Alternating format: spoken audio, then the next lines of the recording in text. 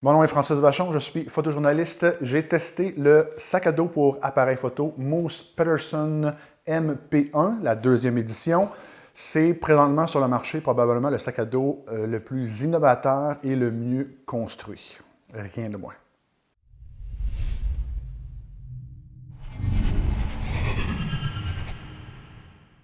Lorsqu'on parle d'un sac à dos pour caméra, généralement, ça veut dire un grand sac avec un grand zipper qui s'ouvre et qui laisse découvrir tous les appareils.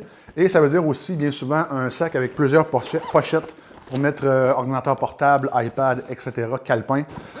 Le Moose Peterson est très différent. Premièrement, il a 3 pochettes individuelles qui s'ouvrent individuellement. Et Moose Peterson, c'est un photographe très connu, un photographe américain qui se spécialise dans la photo de vie sauvage, d'animaux sauvages. Donc, le sac a été adapté ou pensé pour lui selon ses conseils. Donc, c'est un sac photo immense, très, très gros pour les équipements photo. Il n'y a pas de poche pour les iPads ou pour les ordinateurs portables. C'est 3 pochettes, c'est tout. C'est pour de l'équipement photo. Donc, avant de vous parler plus en détail de ce qu'on peut faire à l'intérieur avec les 3 pochettes, on va regarder un peu l'extérieur.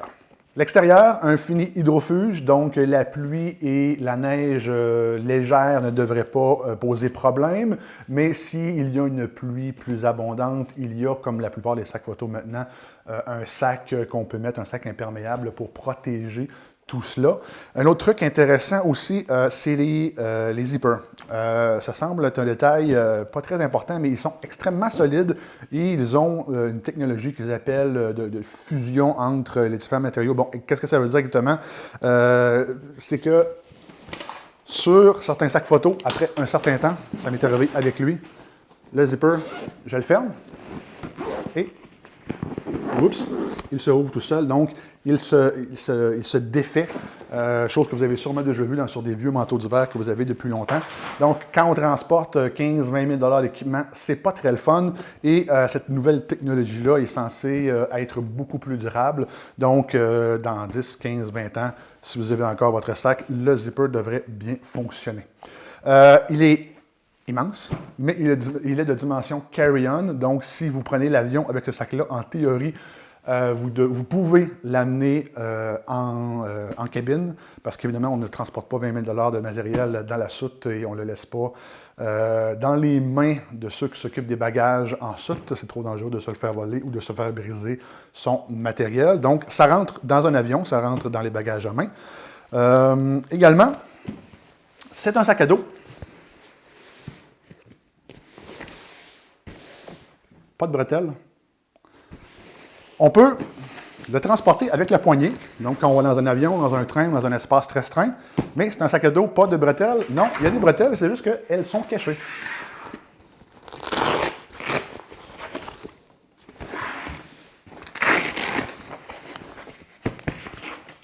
Donc, les bretelles sont ici et si on a besoin, si on transporte de gros équipements sur une longue distance, on peut également ajouter la bretelle ventrale.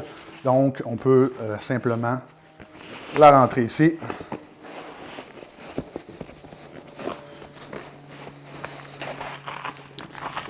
Et pour finaliser, pour qu'elle se tienne bien en place, deux velcro chaque côté, on le rentre jusqu'ici, on pèse un peu et là, voilà, ça ne bouge plus.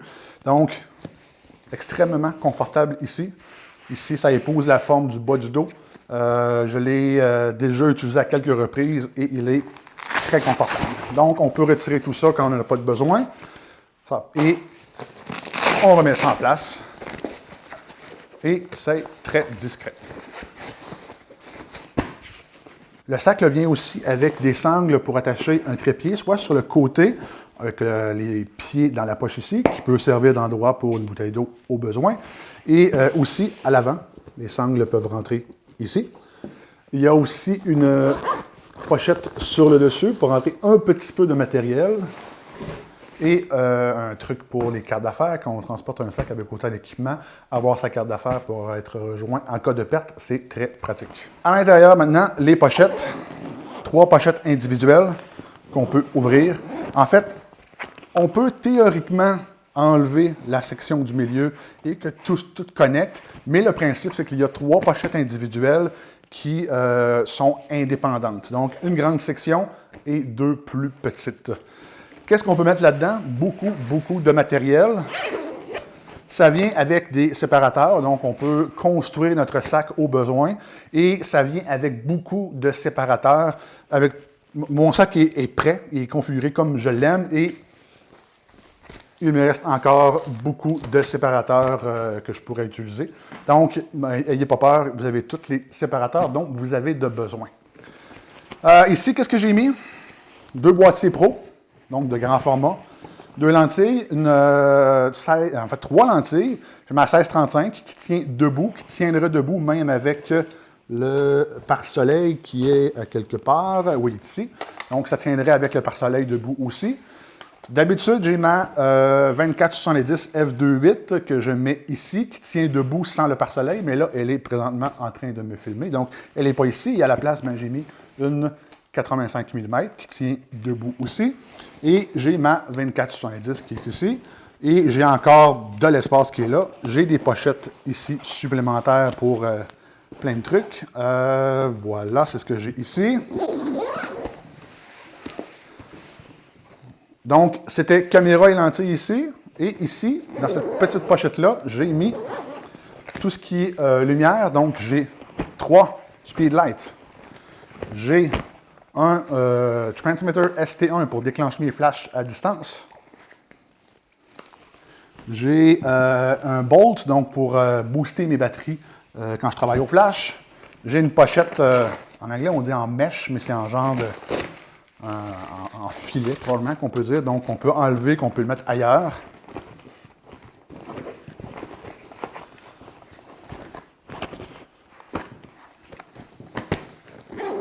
Et dans cette pochette-ci, j'ai Pocket Wizard, des gels pour mes flashs, un light meter, j'ai des filtres, j'ai des cartes mémoire supplémentaires, j'ai mon truc pour ma 70-200 si jamais je veux la mettre sur un trépied, le fameux raincoat en français, qu'on dit un... non, on dit ça en français, un raincoat, un support, un sac protecteur pour contre la pluie, on va dire ça comme ça. Et un autre sac, un sac en filet. Et 2 autres pochettes ici. Et remarquez un truc intéressant. Les pochettes se referment tout seul. Et ça, c'est assez unique aussi à ce sac-là. Ça a été pensé pour un photographe de plein air qui est à l'extérieur, qui travaille au vent, à la pluie, à la neige, à la poussière. Donc, c'est pensé pour que ça se referme tout seul pour protéger votre équipement. Et ça ferme tellement bien qu'à quelques reprises,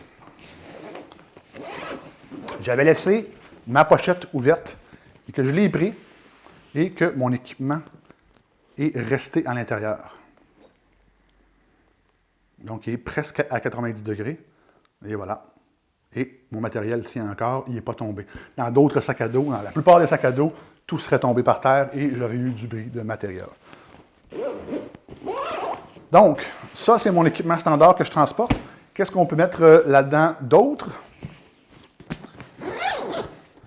2 boîtiers pro, un avec une 70-200, un avec une 16-35, le pare-soleil monté, une 85 mm de côté.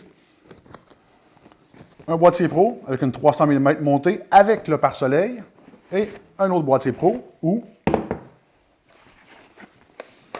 une lentille et même probablement 2.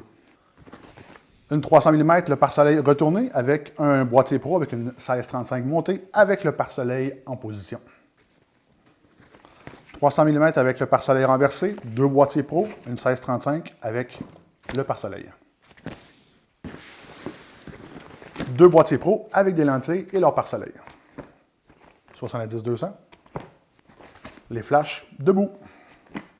C'est le sac photo Moose Patterson MP1 version 2 de Mindshift Gear. Il est un peu difficile à trouver en magasin. On peut l'acheter directement sur le site de Mindshift. Il vaut 350 $ américains. C'est le prix de détail suggéré. C'est la seule chose qui est dommage avec ce sac-là. Il est magnifique, il est bien construit, il est bien pensé, mais ce n'est pas le moins dispendieux. Par contre, amorti sur 10, 15, 20 ans, ça reste un investissement quand même intéressant. La ligne Moose Peterson contient 3 sacs. Le MP1 est le plus cher, le plus dispendieux, le plus gros de la série. Si c'est un modèle qui est un peu trop dispendieux pour vous, mais que vous aimez le concept, il y a également le MP3 à 280 $ et un peu plus petit, le MP7 à 200 $. Donc, il y a quand même quelque chose d'un peu plus abordable si vous aimez ce que vous avez vu. Abonnez-vous à la chaîne, j'ai plusieurs autres sacs, plusieurs autres systèmes pour les caméras qui s'en viennent. Donc, abonnez-vous, cliquez juste en bas.